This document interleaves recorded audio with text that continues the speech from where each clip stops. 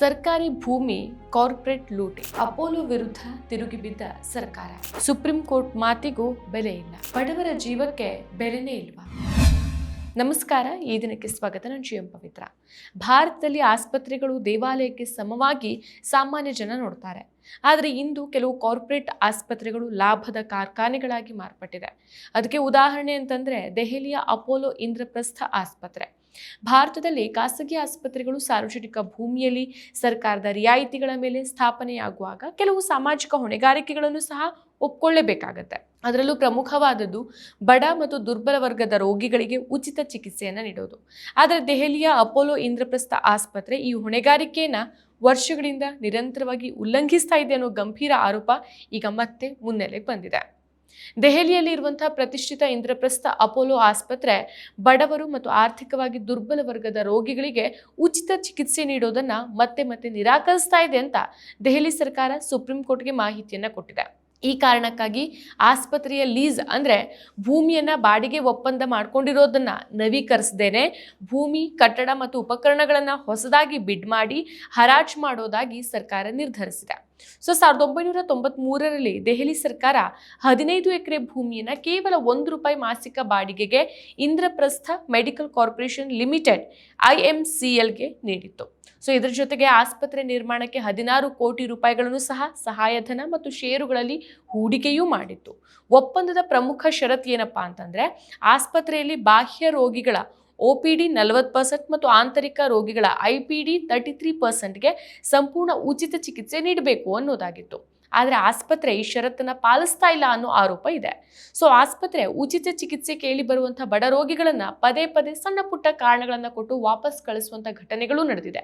Bed ಲಭ್ಯವಿಲ್ಲ, doctor ಇಲ್ಲ, ಅದ್ಯಾವುದೋ ಒಂದಿಷ್ಟು ಡಾಕ್ಯುಮೆಂಟ್ಸ್ಗಳನ್ನ ತಗೊಂಡು ಬನ್ನಿ ಅನ್ನುವಂಥ ಕುಂಟು ನೆಪಗಳನ್ನ ಹೇಳಿ ರೋಗಿಗಳನ್ನ ವಾಪಸ್ ಕಳುಹಿಸಲಾಗ್ತಾ ಇದೆ.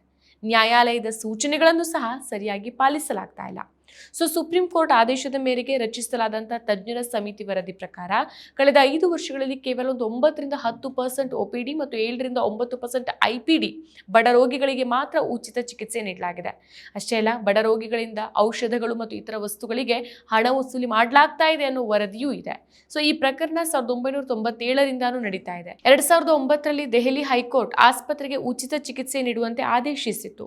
ಆದರೆ IMCL ಸುಪ್ರೀಂ ಕೋರ್ಟ್ನಲ್ಲಿ ಅಪೀಲ್ ಮಾಡತ್ತೆ.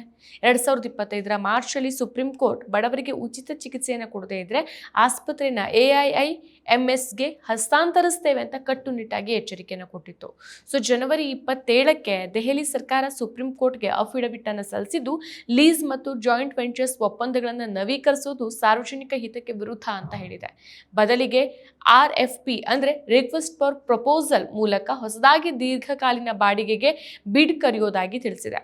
ಪ್ರಸ್ತುತ ಆಸ್ಪತ್ರೆಯನ್ನು IMCL ನಡೆಸ್ತಾನೆ ಇರುತ್ತೆ. ಮುಂದಿನ ವಿಚಾರಣೆ ಮಾರ್ಚ್ 19ಕ್ಕೆ ನಡೆಯುತ್ತೆ. ಸರ್ಕಾರಿ ಭೂಮಿಯನ್ನ ಸಬ್ಸಿಡಿ ದರದಲ್ಲಿ ಪಡೆದ ಖಾಸಗಿ ಆಸ್ಪತ್ರೆಗಳು ತಮ್ಮ ಜವಾಬ್ದಾರಿಯನ್ನ ಪಾಲಿಸಬೇಕು ಅನ್ನೋದನ್ನ ಈ ಪ್ರಕರಣ ತೋರಿಸ್ತಾ ಇದೆ. ದೆಹಲಿಯಲ್ಲಿ ಇನ್ನೂ ಹಲವು ಆಸ್ಪತ್ರೆಗಳ ಮೇಲೆ ಇದೇ ರೀತಿಯ ಆರೋಪಗಳಿದೆ. ಸುಪ್ರೀಂ ಕೋರ್ಟ್ ಈ ವಿಷಯದಲ್ಲಿ ಕಟ್ಟುನಿಟ್ಟಾಗಿ ವ್ಯವಹರಿಸ್ತಾನೂ ಇದೆ. ಇಂಥ ಘಟನೆಗಳು ಹಲವು ಪ್ರಶ್ನೆಗಳನ್ನ ನಮ್ಮ ಮುಂದೆ ಇಡತ್ತೆ. ಬಡವರ ಜೀವಕ್ಕೆ ಬೆಲೆ ಇಲ್ವಾ? ಸರ್ಕಾರಿ ಭೂಮಿಯಲ್ಲಿ ನಿಂತು ಸರ್ಕಾರಿ ಸೌಲಭ್ಯವನ್ನು ಪಡೆದಂತ ಖಾಸಗಿ ಆಸ್ಪತ್ರೆಗಳು ಲಾಭ ಮಾತ್ರ ನೋಡುತ್ತಾ? ನ್ಯಾಯಾಲಯದ ಆದೇಶಗಳಿಗೂ ಕಾರ್ಪೊರೇಟ್ ಆಸ್ಪತ್ರೆಗಳು ಉತ್ತರಿಸಬೇಕಲ್ವಾ? ಒಂದ್ ಕಡೆ ಸಾವಿರಾರು ಕೋಟಿ ಲಾಭ ಗಳಿಸುವಂತ ಆಸ್ಪತ್ರೆಗಳು, ಮತ್ತೊಂದ್ ಕಡೆ ಒಂದು ಮಿನಿಮಮ್ ಚಿಕಿತ್ಸೆ ಸಿಗದೇನೆ ಬಾಗಿಲಲ್ಲೇ ಸಾಯುವಂತ ಬಡ ರೋಗಿಗಳು. ಇದು ಯಾವ ರೀತಿಯ ಆರೋಗ್ಯ ವ್ಯವಸ್ಥೆ? ಒಂದು ದೇಶದಲ್ಲಿ ಬಡವನಾಗಿ ಹುಟ್ಟಿದ್ದೇ ತಪ್ಪ? ಆತ ಕಾಯಿಲೆಗೆ ಬಿದ್ದಿದ್ದೆ ಅಪರಾಧನ? ಆತನಿಗೆ ಉಚಿತ ಚಿಕಿತ್ಸೆ ಕೇಳಿದ್ದೇ ಪಾಪ ಅಂತಂದ್ರೆ ಅದು ಪ್ರಜಾಪ್ರಭುತ್ವ ದೇಶವಾಗೋಕ್ ಸಾಧ್ಯನೇ ಇಲ್ಲ. ಈ ವಿಚಾರದಲ್ಲಿ ಸುಪ್ರೀಂ ಕೋರ್ಟ್ ಯಾವ ತೀರ್ಪನ್ನು ನೀಡುತ್ತೆ ಅನ್ನೋದು ಕೇವಲ ಅಪೋಲೋ ಆಸ್ಪತ್ರೆಯ ಭವಿಷ್ಯವನ್ನಷ್ಟೇ ಅಲ್ಲ, ದೇಶದ ಎಲ್ಲಾ ಖಾಸಗಿ ಆಸ್ಪತ್ರೆಗಳಿಗೂ ಒಂದು ಎಚ್ಚರಿಕೆಯ ಸಂದೇಶ ಆಗ್ಬೋದು. ನ್ಯಾಯ ವ್ಯವಸ್ಥೆ ನಿಜವಾಗ್ಲೂ ಬಡವರ ಪರ ನಿಂತ್ರೆ ಆಸ್ಪತ್ರೆ ವ್ಯಾಪಾರ ಅಲ್ಲ, ಅದು ಸೇವೆ ಅನ್ನೋ ಸಂದೇಶ ದೇಶದಾದ್ಯಂತ ಸ್ಪ್ರೆಡ್ ಆಗತ್ತೆ.